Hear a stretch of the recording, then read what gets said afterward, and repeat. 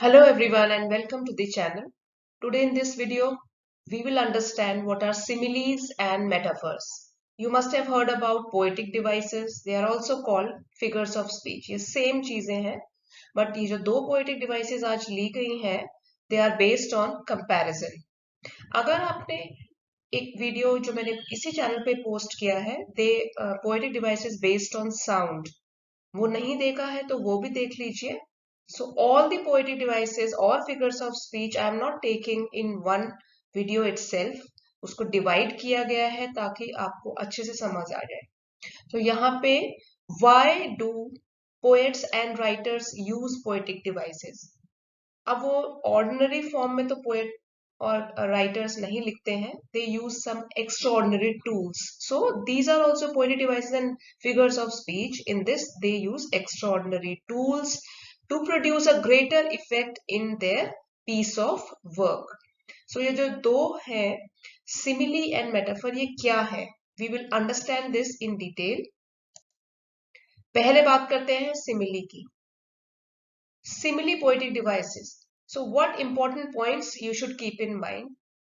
First है, there is a direct comparison of two unlike things using like और as. क्या होता है इसमें? दो चीजों में comparison होता है और वो दो चीजें क्या होती हैं? Totally different from each other. जैसे आप फर्स्ट एग्जाम्पल देखिए, he is as dumb as a cow. यहाँ पे डमनेस कंपेयर की गई है he, that means some person as well as an ox. तो सेकंड पॉइंट देखिए, क्या आपको ध्यान में रखना है. Simile refers to only one characteristic trait that the two things have in common. ये भी आप ध्यान रखेंगे क्योंकि सिमिली और मेटाफर में यहीं पे डिफरेंस आ जाता है. ठीक है, यहाँ पे कोई भी एक कैरेक्टरिस्टिक कंपेयर की जाती है. जैसे कि आप एग्जाम्पल में देखिए, her eyes are like comets. तो आईज कंपेयर की गई है किसी गर्ल की कॉमेट्स के साथ.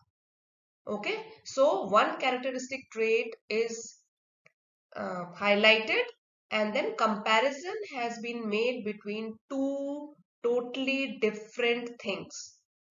तो आपने ये फर्स्ट पॉइंट याद किया, सेकंड पॉइंट को ध्यान दिया.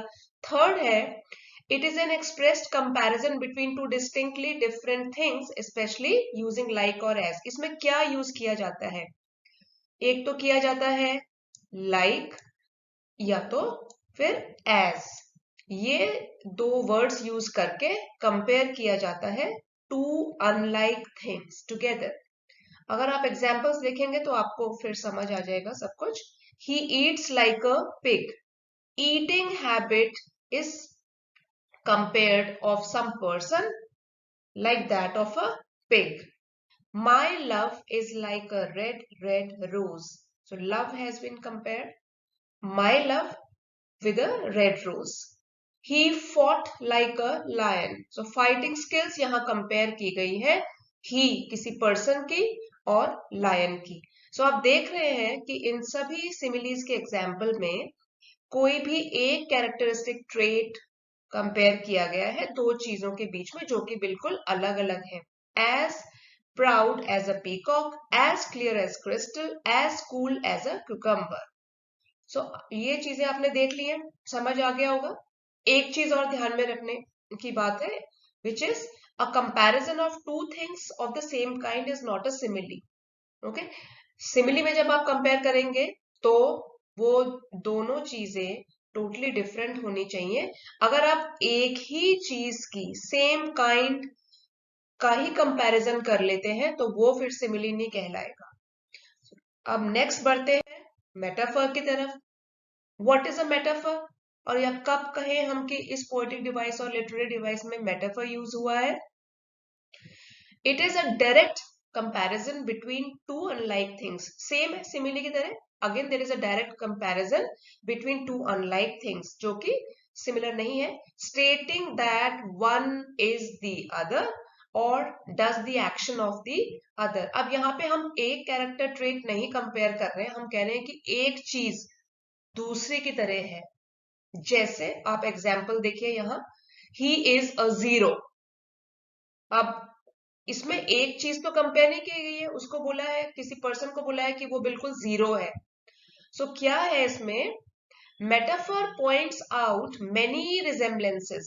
It can be on the basis of appearances, eating habits, size.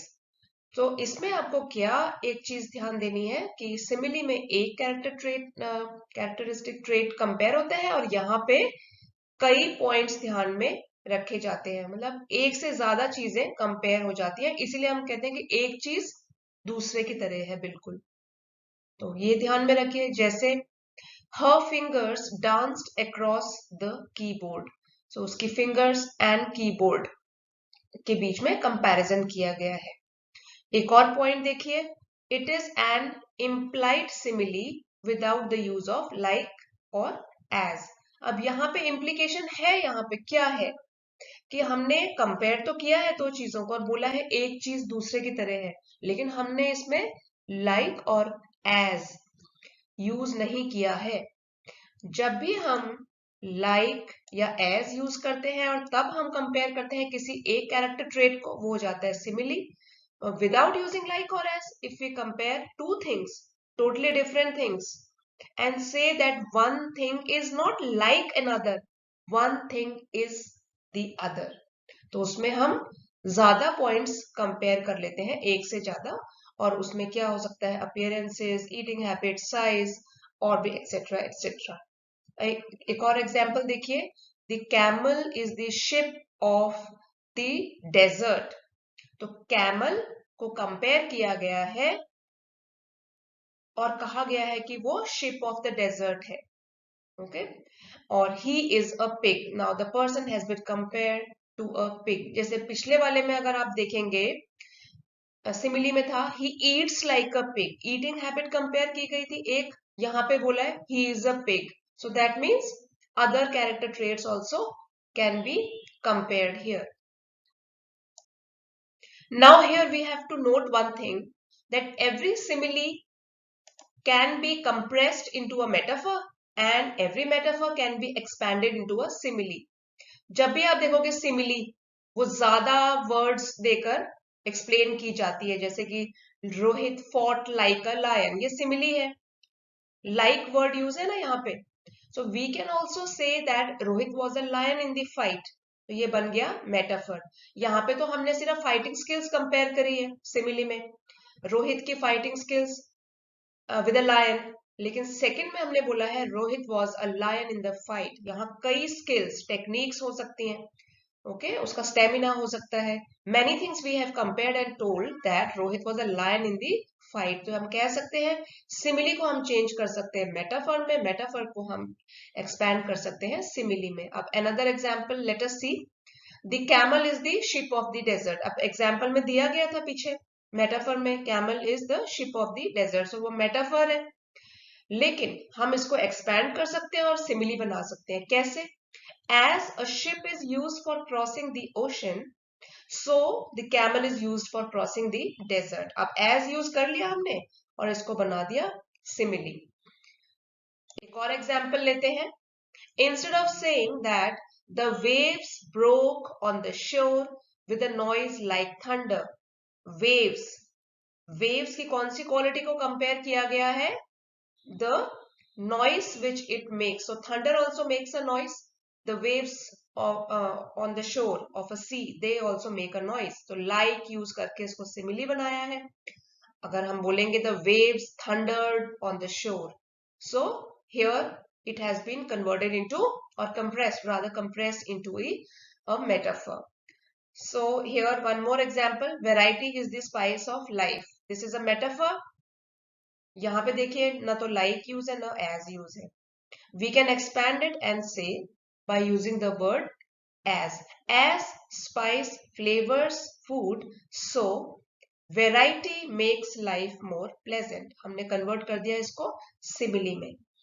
So quick revision अगर करें तो सिमिली में हम यूज करते हैं वर्ड्स like और as, और कंपैरिजन होता है टू अनलाइक ऑब्जेक्ट्स के बीच में, ठीक है। In the same manner, in the metaphor, again there is a comparison between two unlike objects, but here we do not use like or as. Rather, we compare more than one characteristic with the other. और हम ऐसे बोल देते हैं कि एक चीज दूसरे की तरह है। इसीलिए जब एक चीज पूरी ही दूसरे की तरह है तो ऑफ कोर्स एक कैरेक्टर ट्रेट तो कंपेयर नहीं होगा, एक से ज्यादा ही होगा। अगर आपको ये इसमें समझ आया है और कुछ लर्निंग वैल्यू ऐड हुई है, so please like it and share it with your friends. आप शेयर कीजिए, मेरे चैनल को सब्सक्राइब कीजिए और नोटिफिकेशन भी प्रेस कर दीजिए। साथ में कमेंट बॉक्स में आप मुझे लिख के बता सकते हैं कुछ भी, अगर कोई डाउट है, अगर आपको कोई और क्लैरिफिकेशन चाहिए, और if you want that some other kinds of poetic devices I should be considering and making videos on that. Thank you all for watching.